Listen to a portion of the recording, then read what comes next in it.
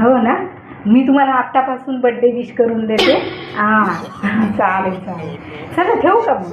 चला bye bye bye. कोणाचा birthday? अहो ते शेजारी आहेत ना, त्यांचा ना खूप छान तयारी केली. त्यांचा ना पुढच्या 20 तारखेला ना बड्डे आहे. तर कुठे गेले हे? तर पळता पळता पुढे गेले काय माहिती. आता लगेच गप्पांमध्येच काय काम आठवलं त्यांना. काय माणूस आहे काय मी. किती खोटं बोलली.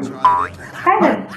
त्या शेजारीकडे गेलो होतो बड्डे विश करायला. ती बोलली की तुम्ही चुकीच्या दिवशी आले, पुढच्या महिन्याच्या 20 तारखेला बड्डे. तुम्ही बड्डे विश करायला गेले होते आणि तुम्हाला कोणी सांगितलं आज बड्डे असं? तू मगाशी बोलली ना शेजारीचा बड्डे म्हणून. अरे आज नाही आहे, पुढच्या 20 तारखेला आहे. आणि कशाला तुम्ही माकड करून देता? कशाला गेले बड्डे विश करायला? ऐकायचीच तुमचं का? ऐकतच नाही. बड्डे गेले बड्डे विश करायला.